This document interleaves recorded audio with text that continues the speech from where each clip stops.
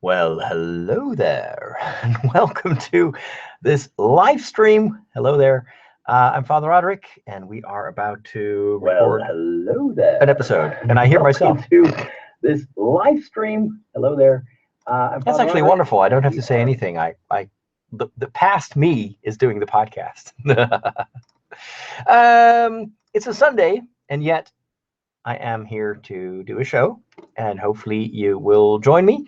If so, you can chat along with Facebook, or now via Facebook, click on the link that brings you to the YouTube page, and on YouTube there's a chat, so we can talk. So we've got a Matrix guy. Oh, I gotta note that down. We got to talk about the Matrix. Here's my pre-digital notation pad. We'll talk about the Matrix. We'll talk about IKEA. We'll talk about the studio. We'll talk about kidney stones. We'll talk about No Man's Land. No Man's Sky, I mean. Man's Sky. And we'll talk about the PlayStation 4. And that's about it, I think. Is there anything else happening in the world? Let's see, we could talk about, is there anything about food? Not really. I don't have that much new going on. Spain, I've been talking too much about Spain, so I'm not going to talk about that. Hey, Sebastian. We can maybe let's talk about the geeks. So that would be Dutch Comic Con and Star Wars people in general. Yep, that's about it. Legend of Zelda. I have no Nintendo device. Well, actually, I do. I have the 3DS, but I don't play Nintendo games right now, and I don't have the Switch, and I'm not going to buy the Switch anytime soon. And I've given my Wii U to my nephews and niece, so no Zelda for me. I've not seen Beauty and the Beast. I have not been to the movies since forever, so can't do that.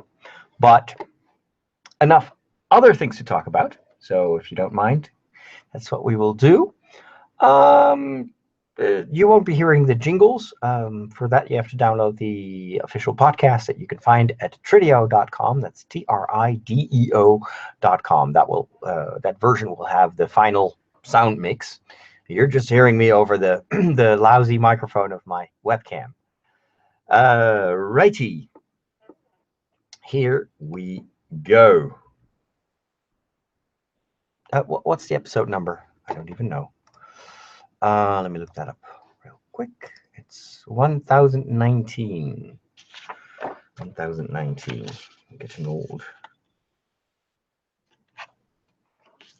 Here we go.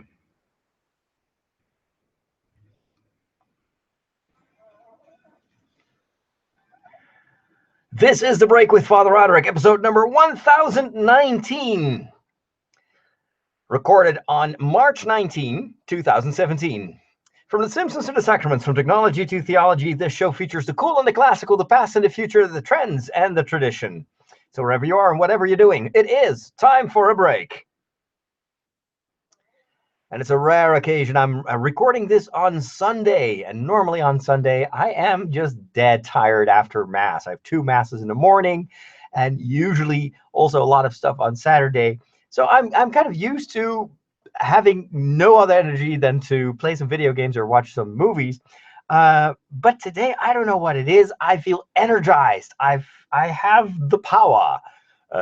Hopefully not the power of the dark side, but I decided to take advantage of it. I had a very busy week. I didn't have enough time to record a podcast earlier this week, so why not do it on Sunday? Because after all, that's how I stay in touch with you guys. I'm also streaming this live as usual, and if you are listening to this afterwards and you think, hey, I would like to join a live stream like that, and it's a lot of fun because we have a chat room on YouTube, and there's usually a whole bunch of people that just hop by, and it's not just the podcast listeners, sometimes it's just people that follow me on YouTube, then just keep an eye on my Facebook page. If you follow my personal Facebook page, that's usually where I post things. So that's my full name, Roderick von Hogen, or on Twitter. Although I may have forgotten to post it on. No, I did post it on Twitter. So that's a way to know when I'm streaming live, and that can be any time of the day and any time of the week. All right, what's happening in the world?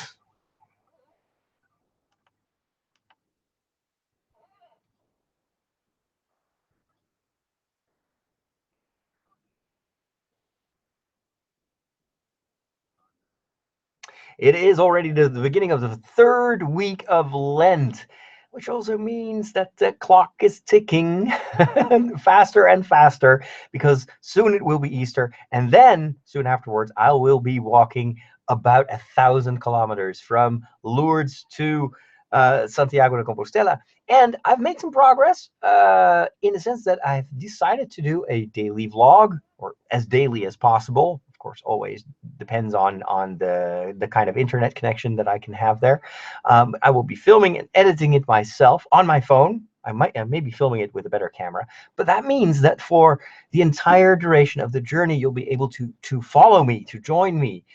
That, of course, is to compensate for the lack of other ways to stay in touch. So I'll be much less on social media. I've actually decided to leave social media alone for most of the day, so you won't see me walking there in Spain while looking at my phone. I do that for the rest of my life, right? So this is just one of the occasions for me to not do that and see how that affects me. I think it can actually be very beneficial.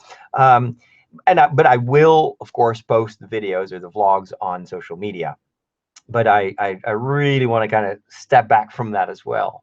One of the reasons that I do this pilgrimage is to be able to walk away from the things that normally occupy my mind, to free it up, to empty myself, and be available for God and whoever He sends on my path. That, by the way, is also kind of the idea of Lent, 40 days where you step back from the things that you usually are preoccupied with, in order to create some space in your life. It can be physical space by getting rid of the superfluous stuff in your life, minimalism, giving away your stuff. It's actually very beneficial, not just for your own environment, having a more livable house, but it also, the biggest effect is on your mind. You feel more free, and that's kind of the journey that I'm on, and I'm not there yet, but yeah, making some good progress. I'm pretty happy. These are the last few weeks that I am working on kind of setting up the pillars for the rest of the year in terms of production. A few days ago, Inge and I went to, IKEA and some other big stores to decide upon a number of things that we need to put in place down the stairs. You may not know, but I live on the first floor or the second floor, depending on which country you're from, the upper floor of a building of a rectory. And down the stairs, we have 3 small rooms that we can use for a podcast production, video production, meetings. But those rooms are not at all ready for work. And we've asked a number of people to give us a cost approximation. How much would it cost to put in place the necessary equipment, the lower ceiling, sound dampening, lights, a new floor, because it's very old here. This house has been built in the 50s, and I don't think they ever changed the curtains or anything that's in those rooms. And so we got some overviews of the costs, and it was very expensive, especially the total cost for just the curtains and the floors. That was like 6,000 euros. It was just incredibly expensive. Not to mention, it's all like old wiring. And in order to change that, that's additional thousands and thousands of euros. So we, of course, want to, we always say we turn every cent upside down, in a sense that we want to be as prudent as possible, as responsible as possible with the donations that we receive.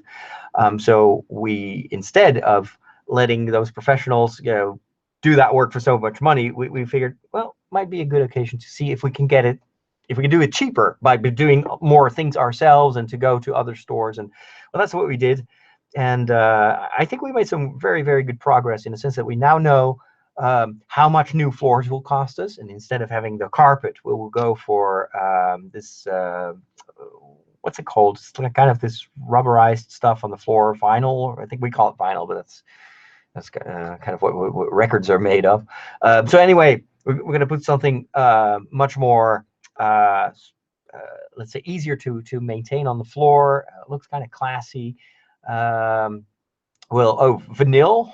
I don't know how to pronounce it. Anyway, cheaper curtains. We're going for very simple. We're just going to use wallpaper instead of painting, because wallpaper is a bit more forgiving on the walls, or I'd say that there's a lot of, the walls are old, and so if you want to just paint it, you need to first prepare the whole wall. Well, with wallpaper, it's easier, it's cheaper. And then in two of the rooms, we will create like a more kind of a display wall where we create something that is visually more interesting. And I got this idea from visiting a bookstore, and I love bookstores. I've always had a weak spot for bookstores, and that's why one of the reasons I love the Barnes and Nobles in the United States. These great big bookstores with where you feel like you're on safari, and there's stuff to explore, and there's a coffee corner, and it's cozy, and there's music, and I love those kind of bookstores. They've all but disappeared in the Netherlands because people don't buy that many books anymore, or they buy them online, but that's not the same, clicking on a website. But so I find this I was on one of my walks, and I find this bookstore, and it's huge, and they have these little corners where they kind of recreated almost like a hobbit hole.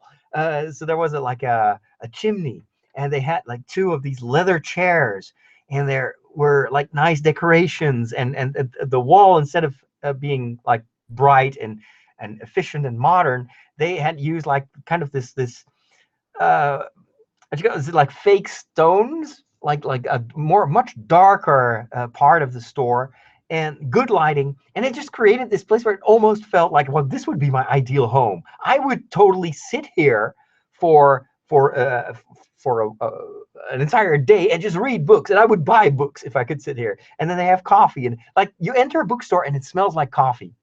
I mean, it's like that's what I want in the studios. That's the kind of environment where I think we could really be creative.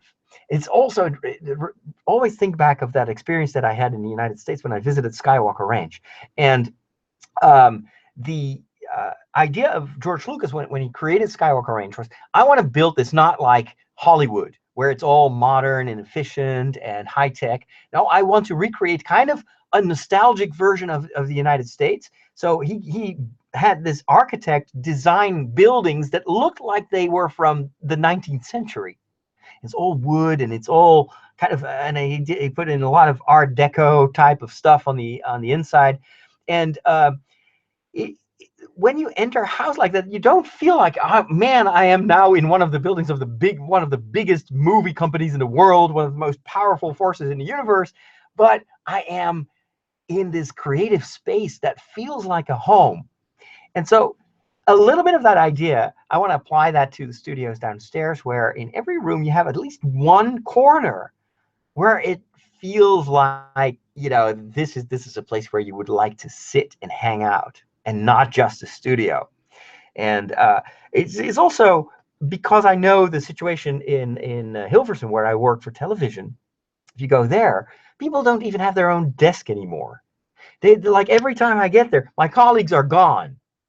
And then I have to look around, and no, we're sitting here now. They have placed us in this corner now. And it's this whole idea of, efficiency means you have to be able to move every single day. You don't have your own, you can't decorate your own corner. I think personally that may be very efficient, but I think it's very destructive for creativity. And it takes away the soul of the company, which is the people that work there.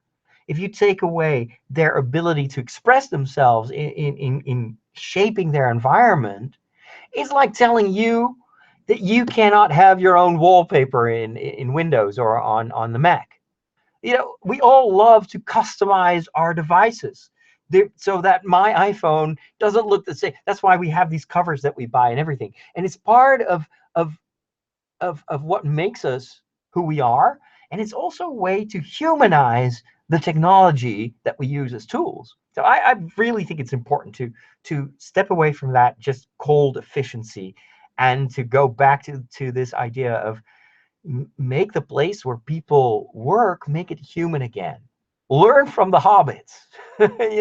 What is better, the Shire or Saruman's efficient war industry where everything is cold and efficient and they take away all the trees and destroy it because it's all about big war machine that needs to be fed.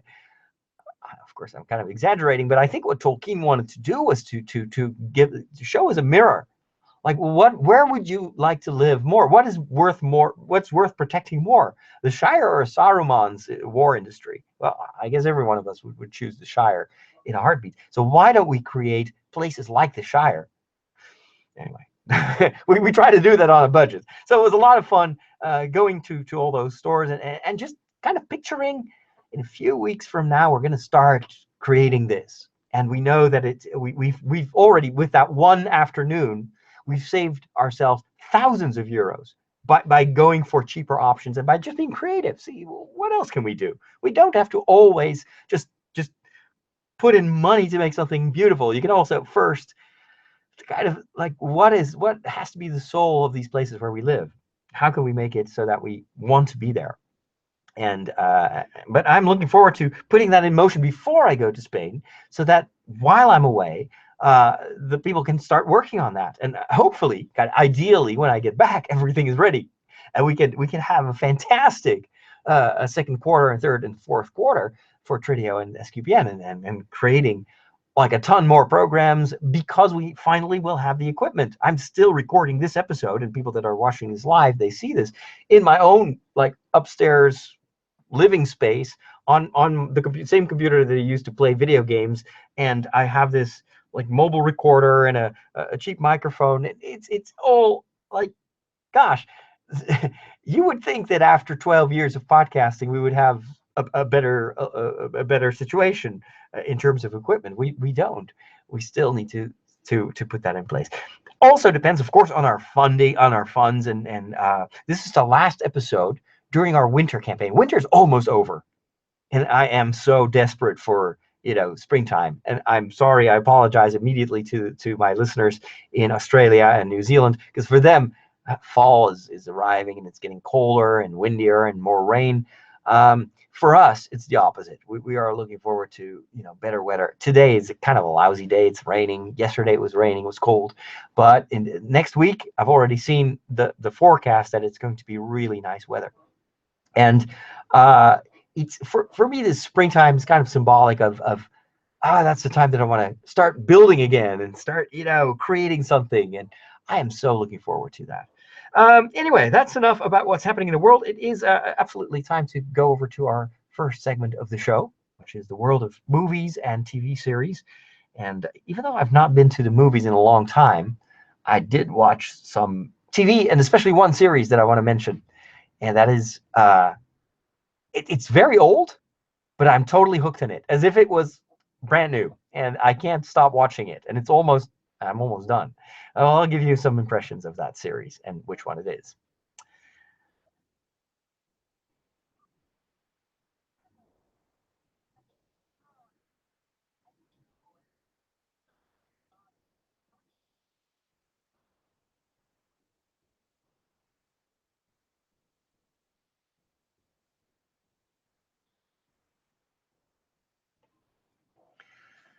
The television series that is currently forcing me to binge watch is Twin Peaks. And Twin Peaks is a very old series.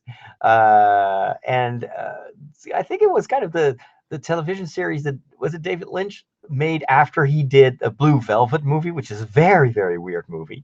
Weird, but also kind of a movie you can't stop watching because you want to figure out what's going on. Twin Peaks was a television series, and David Lynch wanted to create something that was kind of a cross between a murder mystery and something like the X-Files, something supernatural, and a soap. He wanted to create a soap series. He loved, actually, he was a huge lover of soap series. And he was like, we could bring this to another level. And that's how he created this Twin Peaks. And Twin Peaks was one of the first television series with an overarching mystery, something that we're very used to nowadays after Lost, and Battlestar Galactica. And there's so many other series right now that have these big underlying stories, this mythology that creates these various episodes, and each episode can have its separate story, but it's always within the framework of a much bigger mystery that you want to figure out what's going on. And so we've become very good at this kind of television storytelling. But at the time, that was brand new, and at first the studios were very reluctant to come on board with this idea. Having a story that doesn't wrap up the loose ends at the end of the episode, that means that you have to bind your audience to you. You cannot miss a single episode, which was also the Achilles heel of Twin Peaks. So Twin Peaks, for those of you that haven't watched it, it's about this little small Northern American town where a girl is found murdered. Her body's wrapped in plastic, and nobody knows who the murderer is. And it kind of, you feel like this is such an ideal little town, and it's like in the mountains, and you've got pine trees all over the place. The hotel is all woodwork, and the local restaurant has this fantastic cherry pie. And at first it looks like, this is like a paradise kind of town.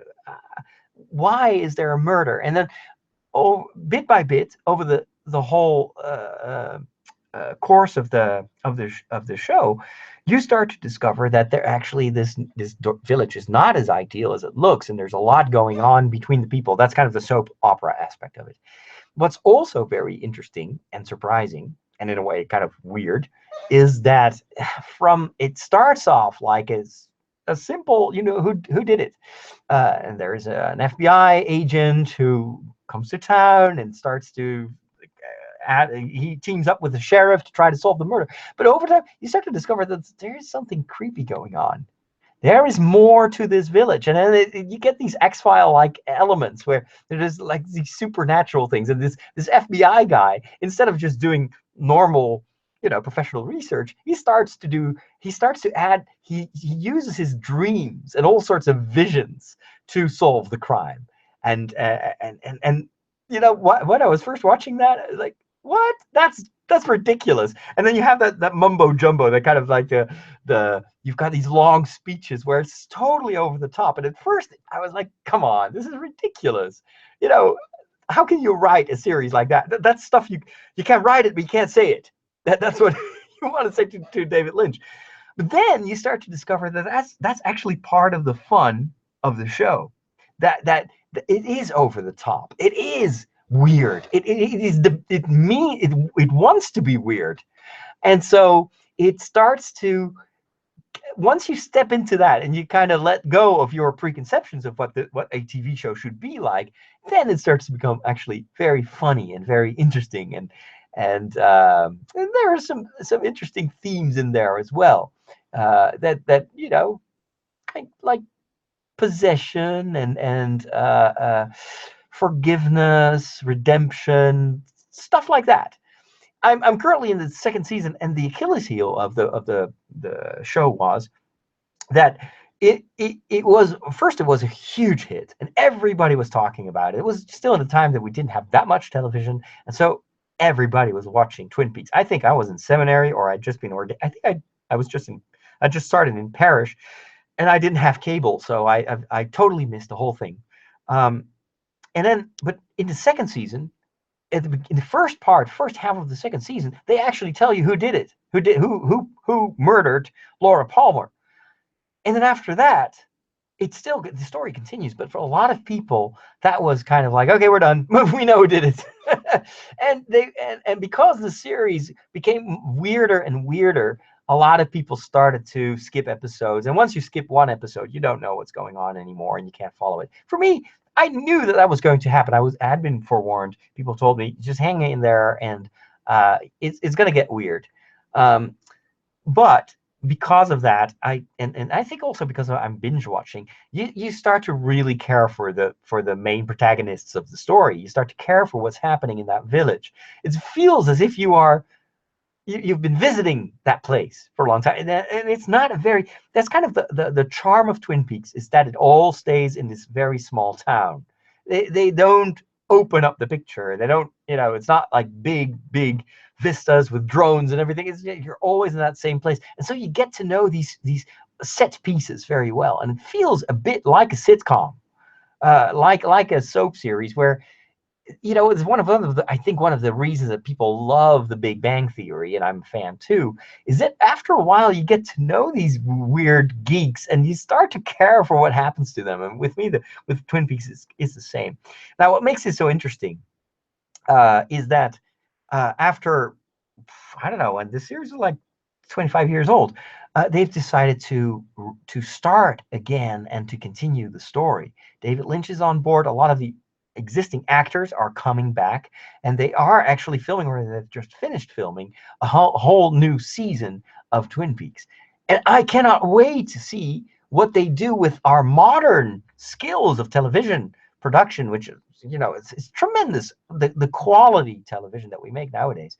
That combined with the legacy of Twin Peaks, I am so curious to see what they will do. Even with our changed mentality, the world is not, we're post X-Files, and so we're in a different world right now. So where will they take that supernatural element? And are they going to go full nostalgia, or are they going to modernize it? I don't know, but I am so curious to see this. And it's gonna air later this year, I think in May or June or something like that.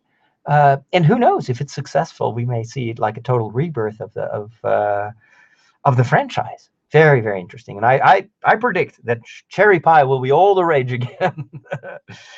Speaking of reboots and relaunching series, we've also had word this week that the studios are, I think it's Warner, they have decided to continue the Matrix legacy, and that we will get new Matrix movies. And at first, Matrix fans, I'm one of them, we're like, oh no, don't touch that. That's sacred stuff. That you cannot reboot them. Don't give us another actor playing Neo. That is not going to fly. The Matrix is the Matrix. It is, you don't touch it. And the sequels, that was already very, very tricky. It was such a brilliant first movie. And then the sequels, I still like them a lot. And I think they've been a bit underestimated. I think there's much more to them and it's much more layered than most of the critics saw at the time. The sequels do have their flaws, very, very big flaws, like these huge action scenes that just go on and on and on. This was made by the Wachowski twins. They're now sisters. They used to be brothers. Yeah, don't ask, long story. But anyway, they made the same mistake with their later movies as well. And they've created quite a number of movies now that all flopped at the box office. And they are also the creative team behind Sense8, which is a series on Netflix. Kind of over the top, weird, very graphic nudity, and it's not really my thing. But there's also genius in those stories, and The Matrix was the same thing. But anyway, so people were concerned that they would do it like a reboot, and they've fortunately very quickly confirmed that that's not going to be the case. It's not going to be a retelling of the story. This is not going to be like Battlestar Galactica, where they will just create the different version of the whole Matrix idea. This is either going to be a prequel or it's going to be a sequel. Both, I think, would be very interesting story-wise, because the prequel, you could tell the story of not of Neo. He's not that important. He becomes, his call to action, his calling, when he discovers that he's going to be this messiah guy in the Matrix world. That's the beginning of his life. Before that, his life was boring beyond anything. The only thing that they could do is to bring back Keanu Reeves, based on the premise of, I think it was in the second movie, where we meet the maker, the director, the architect of the Matrix, and he says that the story that we're currently following, which features Neo, Keanu Reeves' character, is basically one of the million versions of that story. And the Matrix itself is kind of like this parallel universe, and all these stories, everything that happens has happened before, etc. So they could play with that.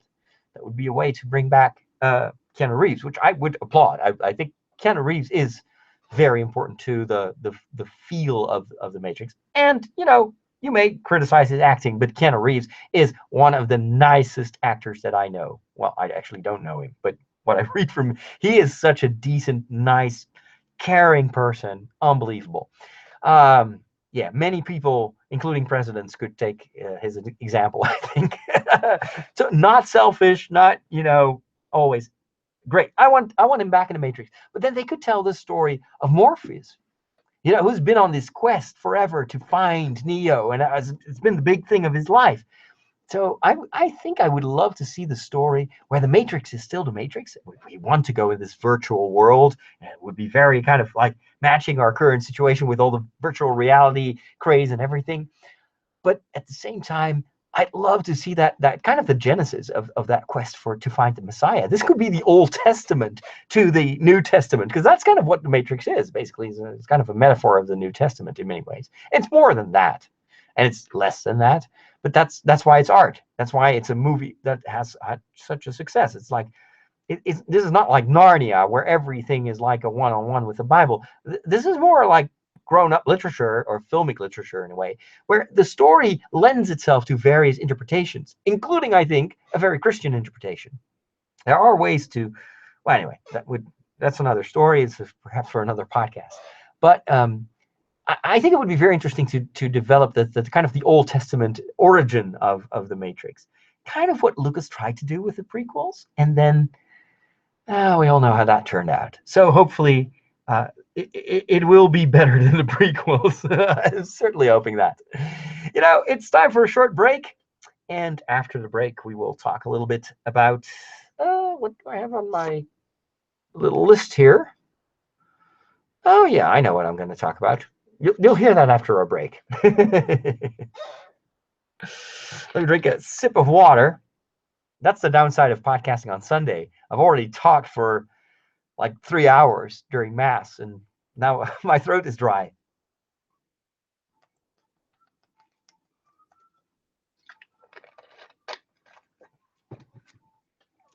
So this is the last episode of the winter season. It also means it's last episode where I can encourage you to join our winter campaign, our winter giving campaign. We are trying to raise this year, in order to bring you these shows in the future, we need to raise a total of $50,000. Our winter campaign was the first big push to get there.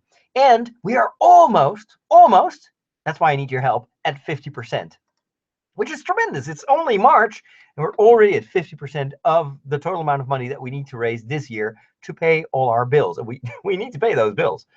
So you can help us get to the 50. I think symbolically this would be fantastic if by the end of this show we are truly at 50%. Now here's the current tally.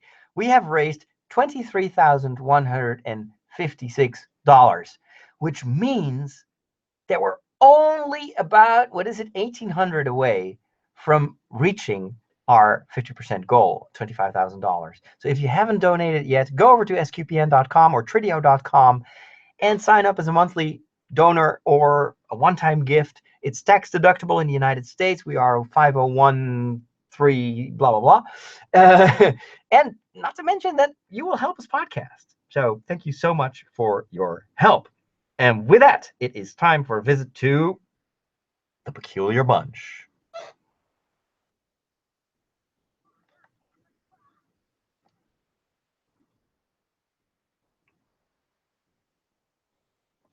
Here at the Peculiar Bunch, we're always happy to tell you everything you always wanted to know about Catholics and their strange traditions, but you were afraid to ask.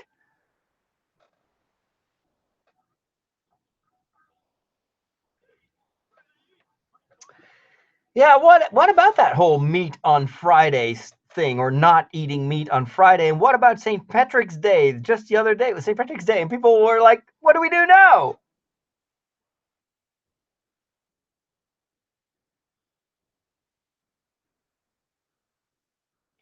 in human history, fasting has always been a big thing, not just in Christianity, but also in the Jewish religion, in Islam. You see it in many, many other cultures. The fasting is something that people do to find God and to become more sensitive to the needs of others.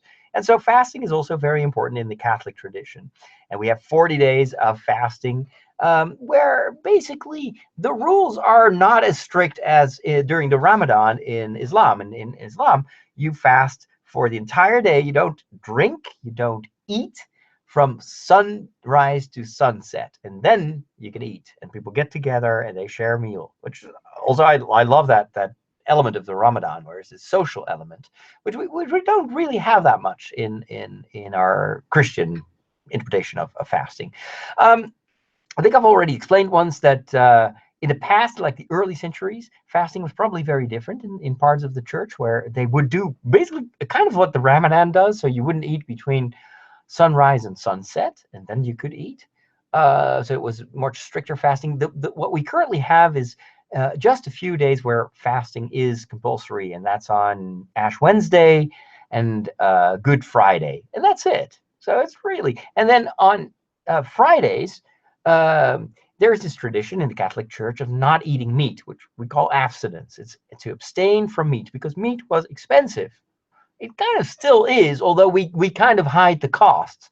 It's one of the things that the vegetarian people and the vegans have taught us is like, well, don't you think that because your hamburger is so cheap, that you are not paying a price differently? We are paying the price for our overconsumption of meat by our environment that is destroyed. By, if you look at how much water a cow has to drink every single day, and that's like drinking water. I just talked to a farmer last week, someone from my old parish. He says, a regular cow drinks about like 100 liters of water every single day. Not to mention the food and how many years that cow lives. And it's unbelievable how much of a strain our meat industry, and the meat industry, it's us. We are eating that meat, so we have caused this industry how much damage we do to our environment.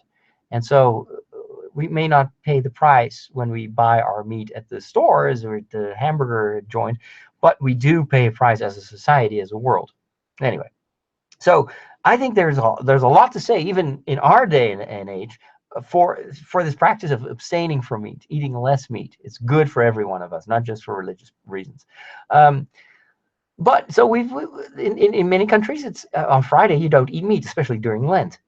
And so when last Friday it was St. Patrick's Day, a lot of Catholics were upset, especially in the United States. St. Patrick's Day is a big thing because it's one of those few moments that people kind of express their cultural roots. And of course, St. Patrick's from the Irish, immigrants that brought that to the United States. And so all of a sudden, everybody wants to, drink green beer, and everybody is Irish for one day. But it's a very festive day, but it's in the middle of Lent. So what do you do then? If it's a party and people want to eat and drink, and it's a Friday. And so I think, from what I've heard in a number of dioceses, perhaps even on a national basis, the bishops have allowed that and have told people, well, actually, for this time, because this year St. Patrick's Day is on a Friday and it is during Lent, we will grant you permission to eat meat, but you have to find other ways to abstain from something or to fast. And that brings me to the thing. Friday, I posted a picture of pea soup that I made. And pea soup has meat in it. You can make vegetarian pea soup, but it's not the same. It's like mass without, what could I say? Mass with without frankincense, but there are lots of masses without frankincense. Mass without songs, mass without music. You still miss a vital ingredient. And then people reacted on Instagram and on Facebook, well, Father, it's Friday. That's meat. And I hear them thinking, you are going to the dark side. And I have to explain every year, this, that in the Netherlands, we have different rules. Not because we're the Netherlands and we kind of like do all kinds of weird things, like putting mayonnaise on our fries, and some people think that the entire country is like Amsterdam, and we're all addicted to drugs, and it's like a total society in free fall. Believe me, we are actually a very quiet, conservative country, despite what you may think of the Netherlands. But no, actually, in the Netherlands, the bishops have used the ability that they have to set different rules. And so they've decided in the 80s that, abstaining from meat on Fridays may have been a good idea when meat was still expensive and considered to be a luxury, but times have changed. And perhaps it would be better spiritually to encourage people to find more appropriate, newer ways to abstain. And so every year, bishops give us suggestions. You could abstain from watching all that TV every day. You can abstain from your other addictions, like stop smoking or drinking, or, it's just try to find something that is a true sacrifice. Because for a lot of people, not eating meat became, well, let's have fish, let's have salmon, let's have all this great seafood. And then people were spending more money on Fridays than they would on spending meat. It's kind of a Catholic way to to use the to make a detour and to still have their way and have it better. But that's not the meaning of Lent. And so in the Netherlands, we as Catholics, we are not obliged to abstain from meat. They're just on Ash Wednesday and Good Friday. That's when Catholics in the Netherlands won't eat meat, at least those that still remember that rule. And then for regular Fridays, we can eat meat, but we have to find other ways of doing penance. Well, I figured, having walked that entire day to IKEA and to all these other stores and from store to store, and then we even went to this, it was horrible, like American seats and sofas, kind of this fake American store where they sell these horrible couches that are supposed to be American, and they're just ugly. And then that entire store is run by people that like have minimum wages, but they get a fee for every couch that they sell you. They're all these kind of eager, fast-moving guys, usually younger men, and they're like wearing these kind of a bit like they're wearing suits, but there's something off. You feel like this is weird, and oh my goodness, I stepped into that store and like, oh, I need to get out of here. This is terrible. In a way, that was penance too. It was a day of hard work, a lot of running around. So yeah, we ate that pea soup, and then we went for and we was there with the producer, with Inge. We even went to one of the. I didn't know that we had an Irish pub in Amersfoort. I had no idea, but I'm so happy that I've discovered it. And they had like a St. Patrick's weekend, and it was crowded. So they have Guinness, they had green beer, that's some weird kind of green appetizer, which really, it looked like green soap. It had the consistency of green soap. It was kind of like jelly, and it was awful, really awful. I think it was meant to be awful so that you would drink a Guinness to flush it away. And they even gave us these huge hats. You may have seen the photo on Instagram and or Facebook where I'm wearing this huge, big St. Patrick's Day hat. Of course, the kind of the meaning of St. Patrick's Day, I don't think that many people know what it means or the story of St. Patrick. So that may actually be an idea for next year. We're gonna make a Lego video, St. Patrick's Day in 1 minute. Something tells me that could actually work really, really well.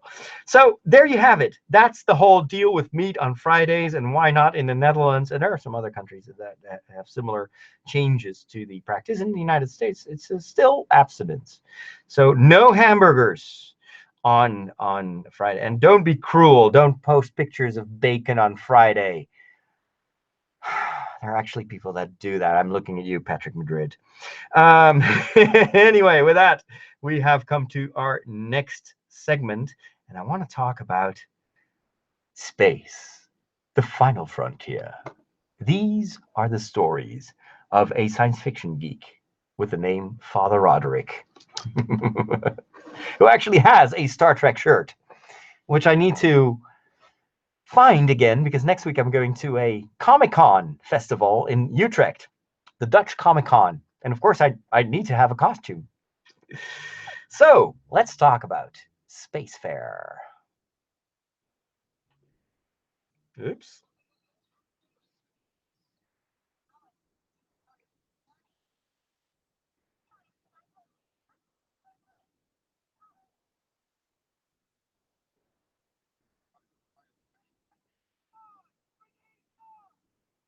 Have I ever told you that before I wanted to become a priest, I wanted to become an astronaut? I had this huge poster of the space shuttle above my bed, and it was one of those uh, drawings where you can see the interior. They have that with Star Wars too, and you see the Death Star, and then parts are showing you what's happened, what's on the inside of the building of the. That's no moon. That's a space. That's a space station. And so I had that with the space shuttle, and I saw these guys floating, weightless, and I was like, oh man, I so want to be an astronaut. And that has always been one of the main ingredients of my hobby, of my entertainment. It was always astronomy, reading about space fair, about the space shuttle, exploration of planets, astronomy. I love that world, and it's still something that every once in a while awakens again. And one of the moments that I became an astronaut again was just the other week. I was browsing the PlayStation store on PlayStation 4. The reason was that I just updated my my space, my PlayStation, my space station, and a new update for the VR goggles, the PlayStation VR, allows me to watch 3D Blu-rays in VR. It's amazing. Anyway, I'll talk about that later. And so I updated it, and then I saw that they had a sale where you could have like double the discount on a number of pretty popular games. And one of those games was No Man's Sky. No Man's Sky was a game before it was released, had huge captivated the imagination of so many gamers, because No Man's Sky, the makers told us that you could fly from planet to planet in a universe that was generated automatically, and it would be basically endless. And you could fly to any planet, and every planet would be different from the other planet. And it would have its own wildlife, and it would have mutated plants, and some plants would be very hostile, and others would be very benign, etc. And you could just go and explore and try to find the center of the universe. The demos were mind-boggling. It was so amazing because everything was procedurally generated, so there was no loading screen. If I play Star Wars: The Old Republic and I want to land on Hoth, I get this loading screen that totally takes me out of the action and makes you feel like, okay, I'm just entering like a part of the game, and it's all confined, and you cannot really explore the planet. It's all within a very limited arena. But not with No Man's Sky. With No Man's Sky, you can fly anywhere, and every planet is huge, and you can fly around and so what you do is you have your own spaceship, but it's very small. You gather resources, you go and trade and sell it. You try to, find other crashed spaceships and then cobble together your own space. It's amazing. But the thing was, when it came out, it was overpromised and under-delivered. A lot of the features that they showed in the demos were absent from the final game, and this was launched as a full-price game. So it was like $60. And the game had so many fans, and when they played it, it was like, oh, it's not at all as what they advertised. One of the things that people thought was that if I name a planet and I build, I put a flag in the ground, like any other person in the world that plays this game can fly to my planet, and we can see each other and greet each other. And then that turned out to be not true. This was not a true multiplayer game, and you could not see each other, even if you would fly to that same planet, if you can find it, because this is literally a game with millions of planets. I'm not kidding you. Millions of planets. And so the game got a terrible backlash. I mean, if you want to have an example of why you should not overpromise and underdeliver, look at the history of No Man's Sky. But kudos to the team.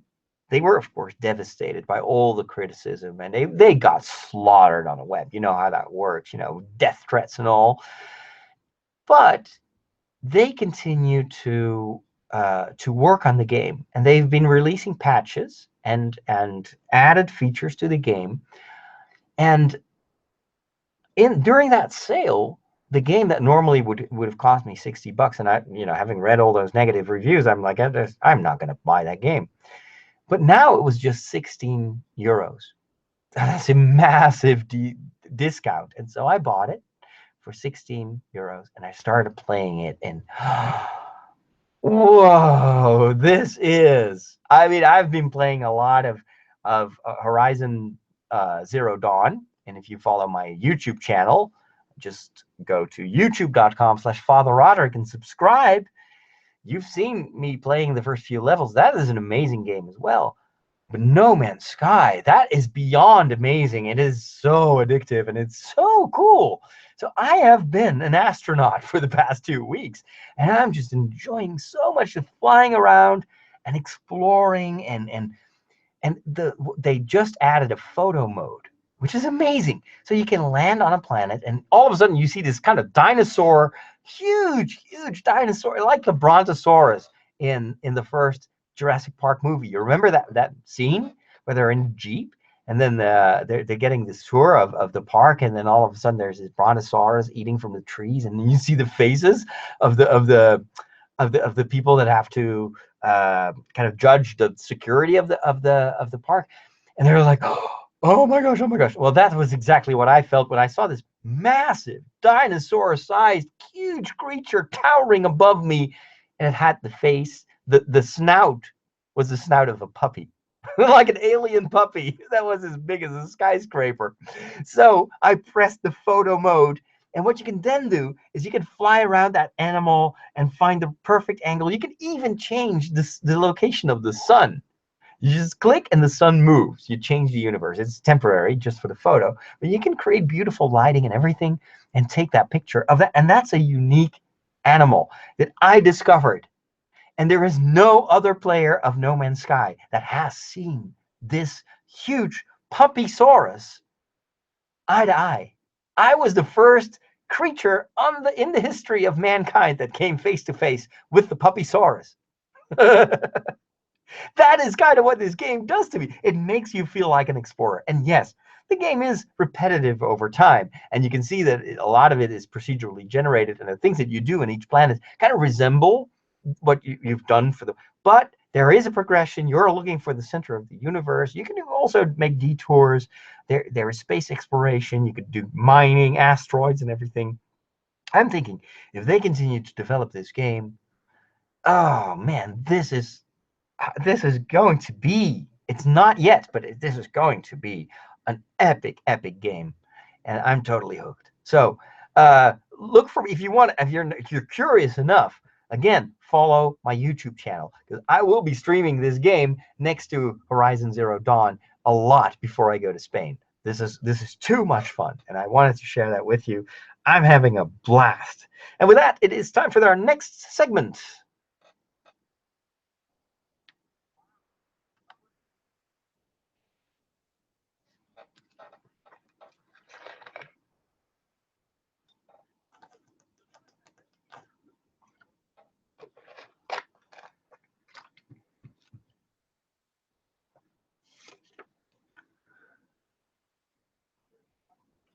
It is time to talk about technology. And someone in the chat room just asked, how do you determine what you talk about in your shows?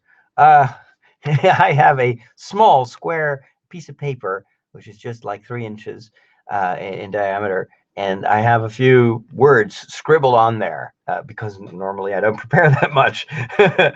But I do know I have like these fixed ingredients, one of which is technology, new technology. I just told you about the PlayStation 4 and the new patch for the PlayStation VR. And man, I thought that Blu-ray 3D was almost dead. And a lot of the new televisions that you can buy don't have a 3D mode anymore, even though in the movie theaters, they still try to sell us these overpriced tickets for 3D movies. I was so glad that Logan was not in 3D. But anyway, you kind of think after a while, 3D, it's not going to make it. But then PlayStation does something genius, and they have material advantage of doing that. They gave us a patch so that you can watch a 3D Blu-ray in your VR goggles, in your headset, and it looks as if you are in an IMAX theater.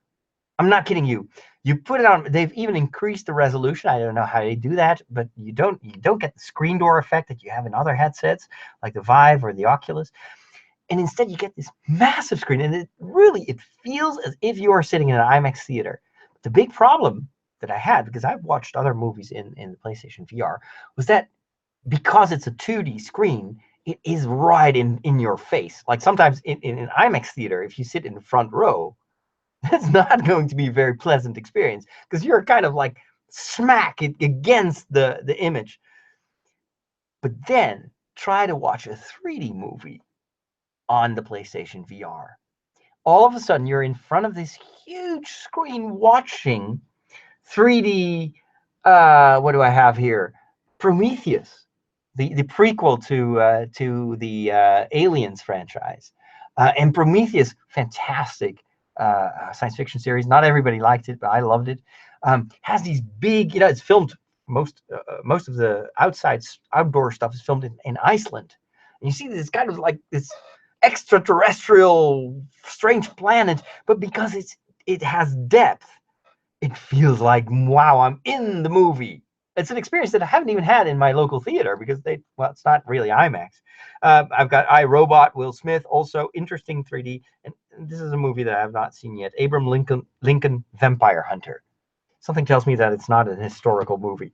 But the first movie that I watched was Titanic, the 3D remake of Titanic. And now that I've seen these 3D movies, finally, I have a reason to go get the 3D Blu-ray of The Force Awakens, which I have resisted buying because, again, it's this double dipping that Lucasfilm has made us do for years and years and years now. Look, here is the final version on VHS cassette. You will never need another Star Wars. That is the same lie as the computer salesman tells you when he sold you that 1 terabyte hard drive.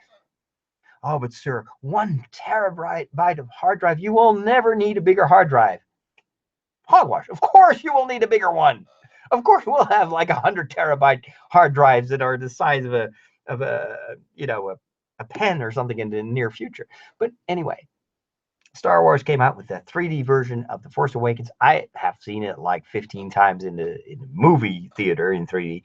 So I was like, yeah, I'm just gonna wait for the price to go down because it's expensive. But now I'm like, okay, 3D Star Wars plus PlayStation VR, count me in. And I will finally be able to get to hear the audio commentary by J.J. Abrams, which I have no idea what he's going to talk about, but it's J.J. Abrams. It's a commentary. I need to listen to it. In other technical news, technology is wonderful. I went to the hospital a week ago and I got a scan of my kidney stones. And it turns out they're still just as small as they were a year and a half ago.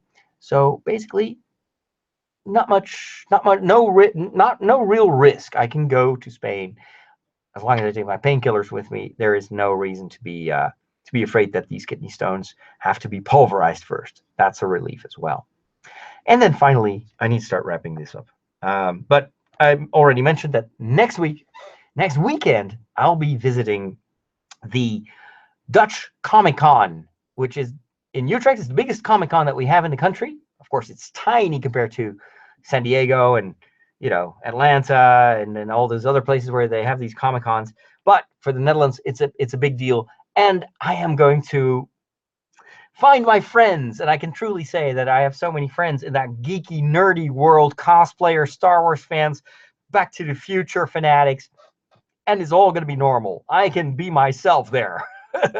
So I'm really looking forward to it, and I will, of course, take my camera with me. So keep an eye on my Facebook page, on my Instagram account. All those links will be in the show notes, as well as the link to my YouTube account, which for the third time I mention, so that you go and subscribe.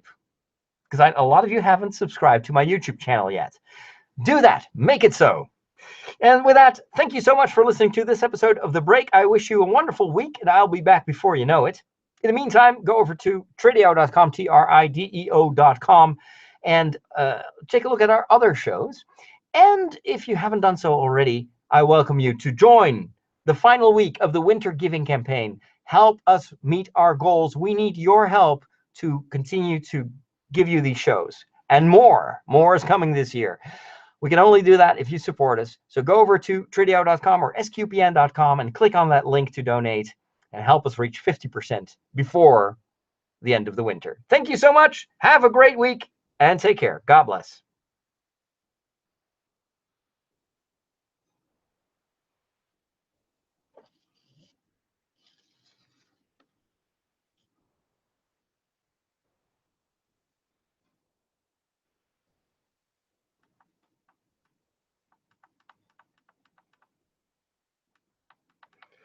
And that's a wrap, ladies and gentlemen. I am going to make myself some English breakfast tea, even though it's not breakfast time anymore. And thanks for joining the chat room. I think I'm going to stop the recording, and then I'm going to read the comments that you guys wrote. Take care. Bye-bye now.